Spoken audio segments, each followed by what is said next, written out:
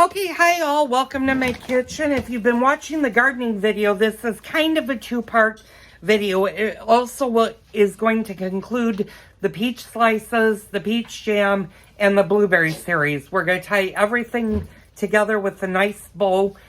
Like I said, this is not actually a cooking video, it's just a finishing up video on everything. And I'm going to tell you guys some of the upcoming canning series, because we're going to be continuing the canning series. And I'm sorry I dropped my husband's coffee pot. Fell, actually his tea container fell and I had to pick it up. So I'm going to turn you guys over here for a second.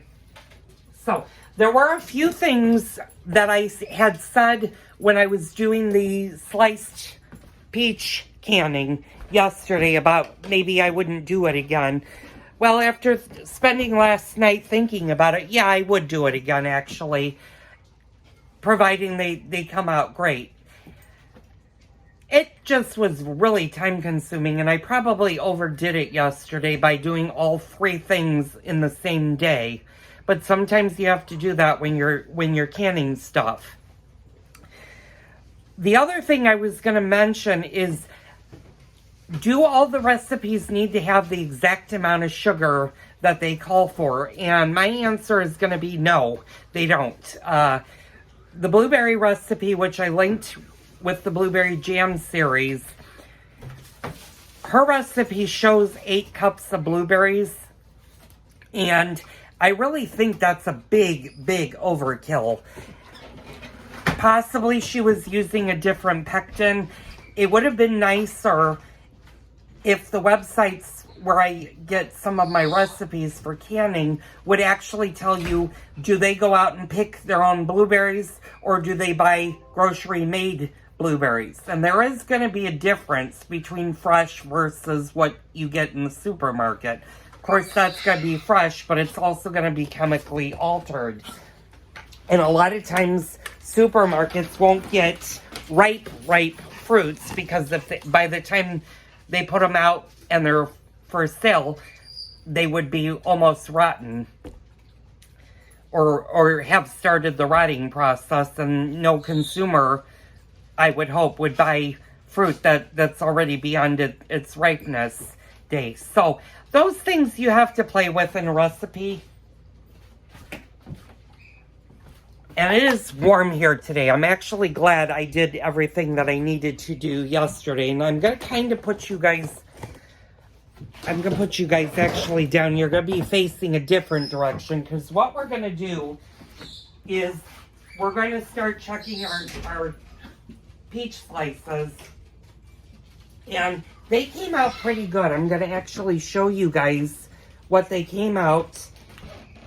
And again, I'm going to check all of my jars, and they have all sealed, and I got 9 pints of peach slices. And I'm going to show you the ones without the cinnamon sticks are here, and the one with the cinnamon stick, I don't know if you guys can see this all the way across, but you can there. My husband's going to cut across the camera. That was my husband, but you can see the cinnamon stick right here. And these actually did really well. Now I will say that because I was so rushed when I did them, I didn't necessarily explain the fact when I was pouring the liquid syrup into them. What you need to do is make sure there are no air pockets in your peaches. So as you pour the hot syrup over your peaches, you want to make sure that there are no air gaps, that all of the air comes to the top of the jar before you put the lid on and before you can them. That just releases all of the air. Could I put more peaches in the pints? Well, I'm looking at the pints, and I would say, yeah, I could have used even more peaches. But they look amazing. I'm going to put them in the pantry, and I'm going to store them, and I'll let you know once I open one how they came out. But I'm very pleased with the with the yield that came out of those. Now, it's a little bit early for me to check the peach jam because that was processed after the slices, so I'm going to give them another hour. Although, as long as you're close to the 24-hour mark, your jars should be fully cool and should have sealed now. So you can go ahead and actually check all of the jars. It's just good way of referencing 24 hours is about what they need to do when it comes to canning. And unfortunately, my Siberian Husky is underfoot and he's eating, so I'm not going to move him right this second. But I'm going to go ahead and check all of the jams.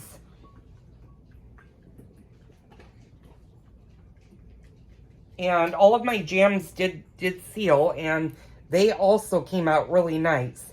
Now, you might, when you're doing this recipe, or if you're doing new to canning and you're doing this recipe, you might notice that your jams are very liquefied. That's where the pectin comes in, and that's where time comes in. Sometimes you do need to use a little bit more pectin than a recipe calls for, especially if you're using a lot of fresh fruit. You can certainly can frozen fruit. There's no problem doing that if you want to make a jelly and you just don't have access to that fruit. You can use frozen. Just make sure you read the canning instructions if you're using frozen fruit versus fresh fruit. Fresh fruit will take time. It'll take several days for it to actually solidify to become a jam or a jelly. So if your jams and jellies look a little bit runny, give them the 24 hours to fully cool down, and they should start to thicken up on their own. So that's a tidbit. Now, it is a little bit early for me to look at the blueberry, but all of my blueberry jars did seal, and that is the blueberry preserves that we made, or that I made last night. So those are all done. I'm going to keep those covered just because it is a little bit early. Matter of fact, I'm going to cover all of these right now. And since they all did seal, all of the jars did seal, you really don't need to worry about them being room temperature. They're sealed, they're fine, no air is getting to them.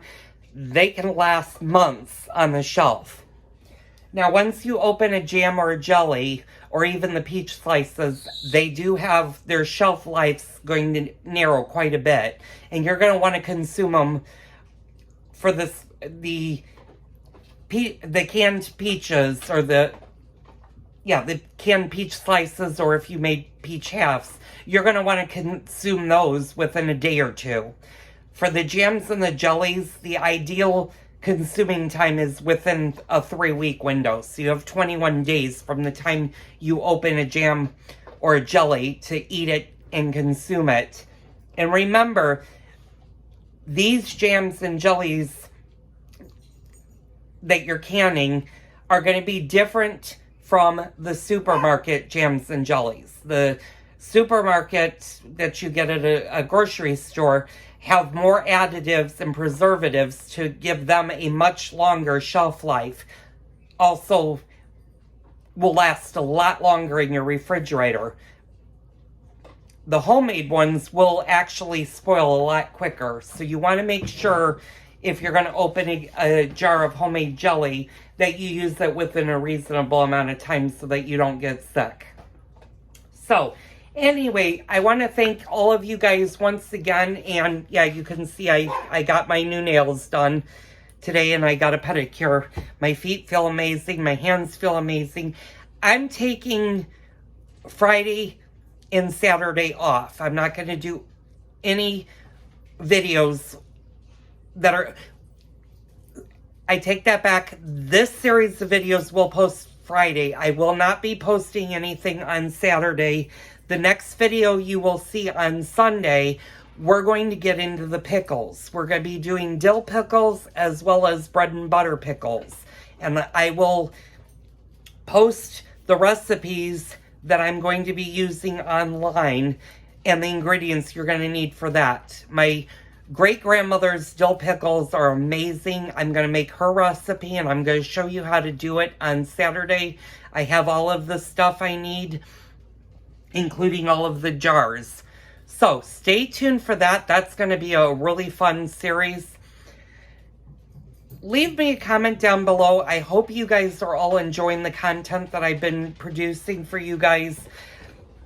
I'm learning new things with the MacBook, and I'm learning more things now that I have almost 100 subscribers, and I cannot believe it. When I started the channel almost 5 years ago, I only had 5 viewers that regularly followed me through my Jeeping life. And now I've grown the channel to 99 people, and it's absolutely amazing to have all of you guys watching me. And I hope in the future I continue to grow more subscribers and more viewers. So don't forget to hit the like button down below. Don't forget to hit the subscribe button to get good gardening videos from me, as well as more Cooking with Joel videos. So thank you guys. I will be back on Sunday, and we'll be canning some more.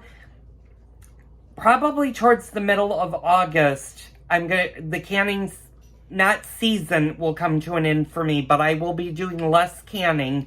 In September will be the videos you guys actually do want to see, when I can the whole tomatoes and I start doing the sauce videos. When I can my tomato sauce. Those are the videos that you guys are definitely going to want to view. I noticed a lot of you guys have either shared my videos or are viewing it multiple times. You guys absolutely love the Mostaccioli video. I had over 700 views just on that video alone. And I am going to be doing more Italian dishes coming up. I'm going to be doing eggplant parmesan later on this fall. I'm also going to do a chicken parmesan. And we're going to do more Italian dishes that my husband loves, that I love. And that's including the sauce. And I will be posting the lasagna and tiramisu videos. So you will have an Italian dessert plus my lasagna. So anyway, thank you so much. I know I'm babbling. I'm going to let you guys go. I hope you guys have a great weekend. Tune in on Sunday for the next Cooking with Joel video.